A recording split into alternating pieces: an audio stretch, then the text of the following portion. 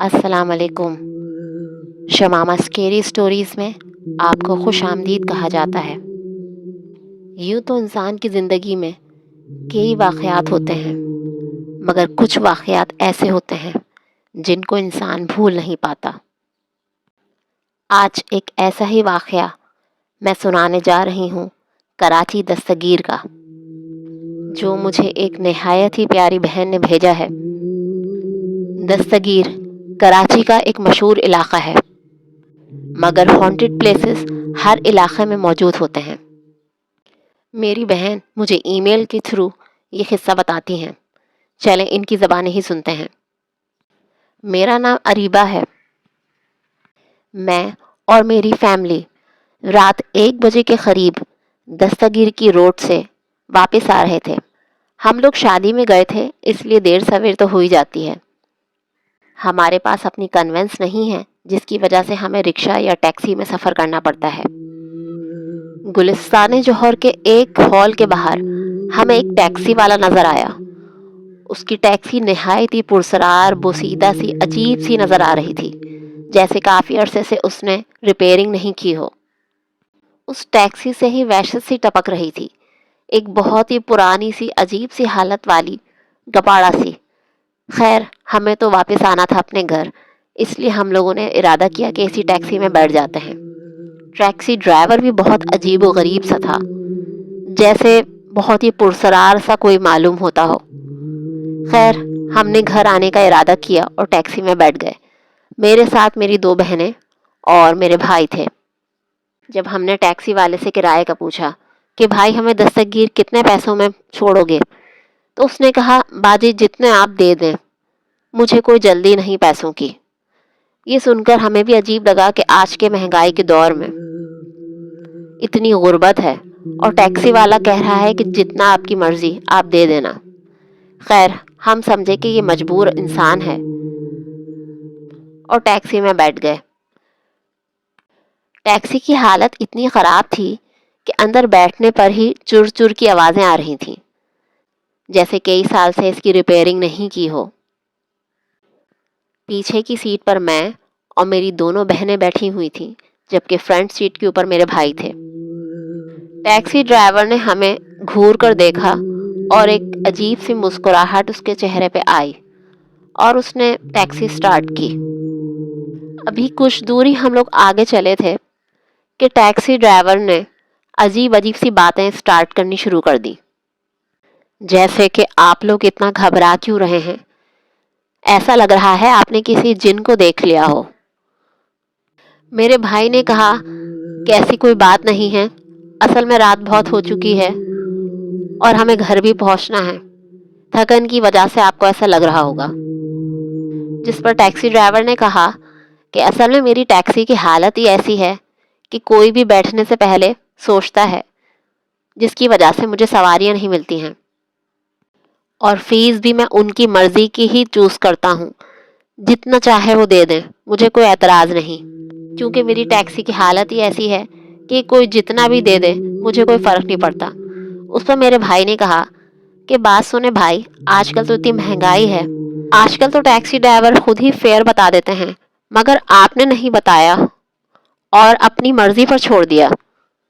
اس پر taxi driver نے کہا کہ بھائی میں نے کہا نا کہ میری ٹیکسی کی حالت ایسی ہے کہ جتنا میں فیئر بولتا ہوں اس حساب سے مجھے ملتے نہیں ہیں، اس وجہ سے میں بول دیتا ہوں کہ جتنے چاہیں آپ دے دیں۔ راستہ کافی سنسان تھا اور اس پر ٹیکسی ادھر ادھر جھوم رہی تھی، ایسا لگ رہا تھا کہ جیسے دروازہ کھل جائے گا اور ہم لوگ ٹیکسی سے باہر نکل جائیں گے۔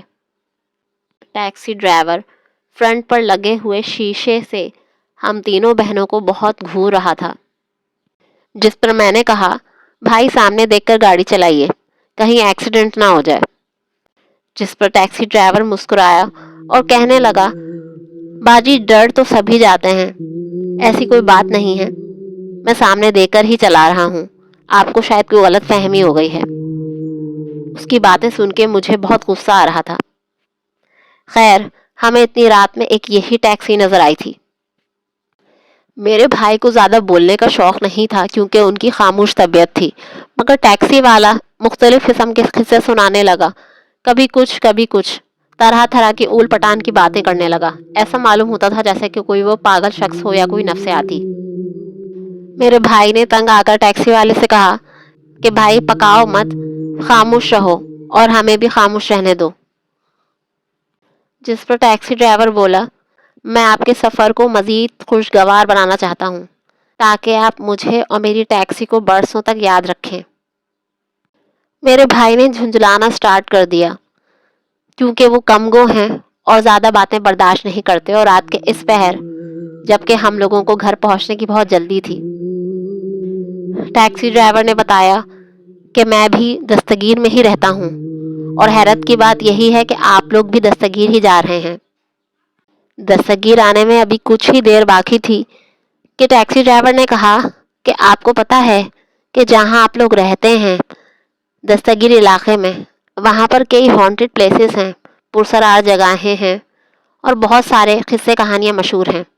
وہاں پر فردانہ دواخانہ اور نرسری کی طرف اثرات ہیں. آپ بھی وہیں رہتے ہیں اور میں بھی وہیں رہتا ہوں. اس پر میرے بھائی نے کہا کہ بھائی ہمیں کیوں بتا رہے ہو، بس ہمیں جلدی سے اپنے گھر چھوڑ دو. ہوں گے کوئی اثرات وثرات، ہمیں اس بارے میں پتہ نہیں.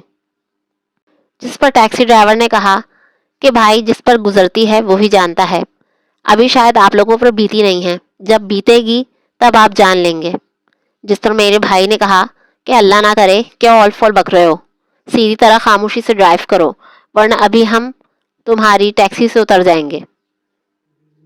میں نے بھی اور میری بہنوں نے بھی ٹیکسی ڈرائیور سے کہا کہ آپ کیسی باتیں کر رہے ہیں، آج تک ہمارے ساتھ ایسا نہیں ہوا کہ ہم ٹیکسی میں بیٹھیں اور اس طرح کی ہمارے ساتھ کوئی بات کرے. آپ پلیز خاموشی سے ہمیں ہمارے گھر چھوڑ دیں. پتہ نہیں وہ شخص اتنا پرسرار کیوں لگ رہا تھا جو ایسی بہکی بہکی آلتو فالتو باتیں کر رہا تھا، اور وہ بھی رات کے اس ٹائم. رات کے کوئی 1:30 یا 1:45 کے قریب ہو چکے تھے.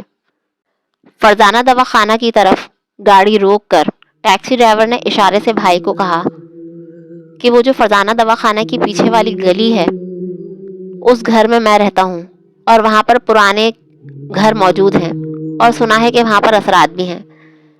میرے بھائی نے کہا کہ تم نے یہ بتانے کے لیے ٹیکسی روکی ہے، چلو آگے چلو، ہمارا گھر تھوڑے ہی فاصلے پر ہے. اچانک میرے بھائی کو ٹیکسی ڈرائیور کی ہاتھ کی انگلیاں نظر آئیں. وہ انگلیاں نہایت ہی عجیب سی ٹیڑھی میڑھی سی تھیں، 2-3 اوپر اور 2-3 نیچے. ٹیڑھی میڑھی سی انگلیاں بہت ہی خوفناک نظر آ رہی تھیں، جیسے وہ کسی انسان کا ہاتھ نہیں ہو، کسی جانور کا ہاتھ ہو. اس پر میرے بھائی نے ٹیکسی ڈرائیور سے پوچھا کہ بھائی یہ تمہارے ہاتھ کی انگلیاں کیسی ہیں، کیا کوئی بیماری ہے، کیا وجہ ہے؟ جس پر ٹیکسی ڈرائیور نے کہا کہ بھائی میرے ہاتھ ہی ایسے نہیں ہیں، میرے تو پاؤں بھی ایسے ہیں. یہ دیکھ کر ٹیکسی ڈرائیور نے اپنے پاؤں دکھائے جو کہ الٹے تھے. میرے بھائی کو اچانک سے جھٹکا لگا اور وہ زور زور سے چلانے لگے. مجھے سمجھ نہیں آ رہا تھا کہ آخر ایسا کیا ہوا. میری بہنیں بھی چیخیں مارنے لگی. میرے بھائی نے کہا آیت الکرسی پڑھو فوراً، کیونکہ میرے بھائی لیڈر بھی تھے، اس لیے ہم تمام بہنوں نے چیختے چلاتے آیت الکرسی کا ورد کرنا شروع کر دیا اور جلدی سے دروازہ کھول کر ٹیکسی سے باہر آ گئے. ہم دیکھتے کیا ہیں کہ ٹیکسی ڈرائیور ایک آگ کے شعلے میں کنورٹ ہو گیا اور ٹیکسی میں سے تیزی کی طرح سے اسپیڈ سے نکلتا ہوا غائب ہو گیا. میرے بھائی، مجھے اور میری بہنوں کو کچھ سمجھ نہیں آ رہا تھا کہ آخر کیا ہے. ہم لوگ گرتے پڑتے کسی طریقے سے ٹیکسی میں سے نکل کے آگے اپنے گھر کی طرف پہنچے. جب میرے بھائی نے پیچھے مڑ کر دیکھا تو ٹیکسی کا نام و نشان نہیں تھا. یہ دیکھ کر ہماری تو چیخیں نکل گئی کہ جس ٹیکسی میں ہم آئے تھے نہ تو وہ ڈرائیور اور نہ ٹیکسی. ہمیں آج تک نہیں پتا چل سکا کہ یہ ہماری نظر کا دھوکہ تھا یا واقعی ہمارے ساتھ ایسا ہوا تھا. کیا یہ ہپنوٹزم ہوتا ہے کہ پل میں کوئی نہ کوئی انسان کسی بھی چیز میں کنورٹ ہو جاتا ہے، یا سامنے بیٹھے والے شخص کی آنکھوں میں دھول جھونکتا ہے، یا کوئی ٹرک ہوتا ہے، کوئی جادو ہوتا ہے؟ اس بات کا ہمیں بالکل بھی اندازہ نہیں. گھر پہنچ کر ہم تمام بہن بھائیوں کو کافی تیز بخار ہو جاتا ہے جو کافی دن تک چلتا ہے. دوستوں، اگر آپ کو بھی کوئی ایسا قصہ پتا ہے تو میرے ای میل آئی ڈی کے اوپر ضرور سینڈ کر دیجیے، اور میرے چینل کو سبسکرائب کر کے بیل نوٹیفیکیشن آن کر دیں تاکہ مزید اس طرح کے اچھے اچھے واقعات آپ تک پہنچ سکیں۔ جزاک اللہ۔